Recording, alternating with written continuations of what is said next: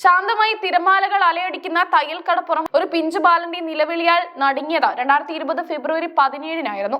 സ്വന്തം ചോരയിൽ പിറന്ന കുഞ്ഞിനെ അമ്മ തന്നെ കടൽ ചുഴിയിലേക്ക് എറിഞ്ഞുകൊന്ന വാർത്ത കേരളം ഞെട്ടലോടെയാണ് കേട്ടത്. തയ്യൽ സിറ്റിയിൽ കടപ്പുറത്തോട് ചേർന്നുള്ള വീട്ടിൽ ഉറങ്ങിക്കിടന്ന 1.5 വയസ്സുകാരൻ വിയാനെ കാണാതാകുന്നത് പുലർച്ചെയാണ്. കുഞ്ഞിനെ തട്ടിക്കൊണ്ടുപോയെന്ന വാദവുമായി അമ്മ ശരണ്യയും ഭർത്താവ് പ്രണവും രംഗത്തെത്തിയതോടെ നാട് തിരച്ചിലായി. എന്നാൽ വൈകാതെ കടൽക്കരയിലെ പാറക്കെട്ടുകൾക്കിടയിൽ നിന്ന് വിയാന്റെ മൃതദേഹം കണ്ടെടുത്തു.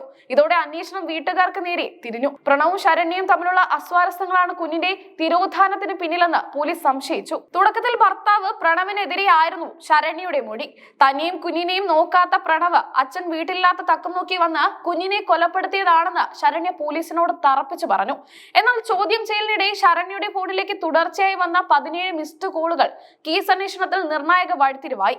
ഒരേ നമ്പറിൽ നിന്നായിരുന്നു ഈ കോളുകളെല്ലാം എത്തിയത്. സൈബർ സെല്ലിന്റെ സഹായത്തോടെ നടത്തിയ പരിശോധനയിൽ വാരം സ്വദേശി നിതിൻ എന്ന യുവാവിന്റേതാണ് ഈ നമ്പർ എന്ന് കണ്ടെത്തി. ശരണ്യയും നിതിനും തമ്മിൽ ദീർഘകാലമായി പ്രണയത്തിലായിരുന്നുവെന്ന യാഥാർത്ഥ്യം അതോടെ പുറത്തു വന്നു. ഭർത്താവ് പ്രണവ് ഗൾഫിലായിരുന്ന സമയത്താണ് സോഷ്യൽ മീഡിയ വഴി ശരണ്യ നിതിനുമായി അടുപ്പത്തിലാകുന്നത്. പിന്നീട് ഇരുവരും തമ്മിലുള്ള ബന്ധം വളരുകയും വിവാഹം കഴിക്കാൻ തീരുമാനിക്കുകയും ചെയ്തു.